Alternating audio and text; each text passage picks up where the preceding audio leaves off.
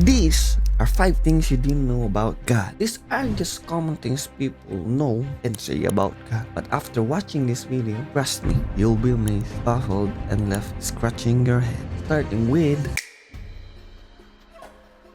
Lucifer saw God and said to himself and proclaimed to the others, I will be like the Most High, which led to his sin and to him being cast down to earth like lightning with 1/3 of God's angels. And sin was found in Satan. So, where did sin came from? You may think you already know the answer. God is the origin of sin. But what does sin mean? Sin is what separates you from God. Yes, in an indirect sense, sin exists because God gave free will. But sin itself comes from what we want, what we desire, and choosing the things God does not want us to do. But why God doesn't want us to sin? Or why does God tells us not to sin? Because God knows everything. And if He knows everything, He knows the result of every decision you make. He knows the decisions made from selfish desire lead to destruction, chaos, and death. That is why God is not directly the source of sin. We are. Though through our own desires, God simply knows the consequences of those choices. And that is what makes them sin. In other words, God knows the results. So when you do what God tells you not to do, it is sin. Sin leads to destruction, death, chaos, because that is where it is heading. And those are all the things God is not. God tells us what to do as a standard, as a guide, and as a way to lead us into a better place through His way. So sin came from God. It comes from not following what God is saying. It's kinda ironic giving you guys things we didn't know about God. We will never truly know who He is. Where did God came from? This is another question that we will never know. But answer that question in another video. But in short, God is from everlasting to everlasting. In other words, He is infinite, or whatever eternal truly means. If we humans can't even understand what infinity is, how can we fully understand who God is? The Bible gives us descriptions of God, what He is, what He is not, and all the good things that He is.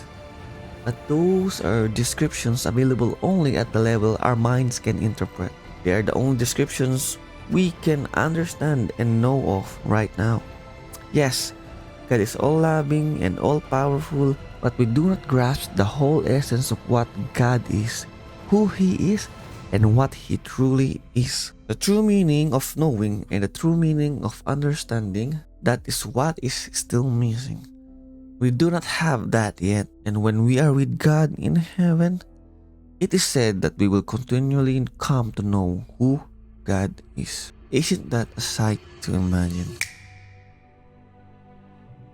In the beginning, God created the heavens and the earth, and after creating everything, He said, let us make man in our image. Who is God talking to? He is talking to the Son and the Holy Spirit. He is not talking to the angels, because angels cannot create. He is speaking within the Godhead. The God is from everlasting to everlasting, which means that the Godhead has been with each other from eternity to eternity, together for as long as we can imagine, and throughout all eternity, they have experienced perfect love between each other, and that is connected to why Jesus uttered those words in this video.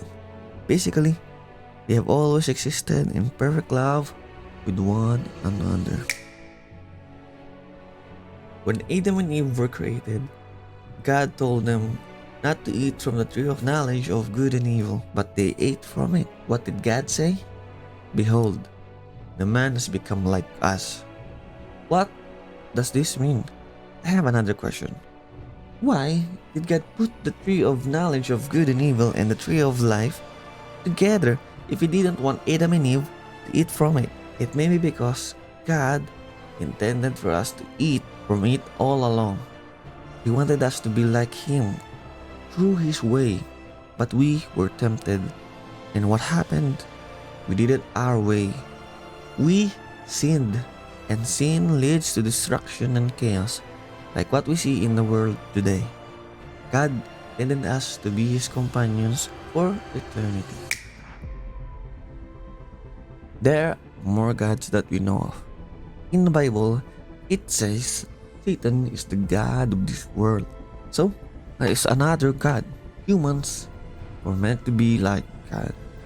So, that is another sense in which God is used. Because when Adam and Eve ate from the tree of knowledge of good and evil, God said, "Behold, the man has become like one of us." And God said, "Do not worship any other gods." What are those? Those are the things we place our worship on, the things we treasure, the things of this world. Fame, sex, pleasure, they become our gods. We worship them, we crave them, and strive for them. So, there are three more gods discussed here: Satan, us, and the things we treat as gods. And if you're still here, comment what you think about the things that we discussed. And if you like this kind of content, like and subscribe for more.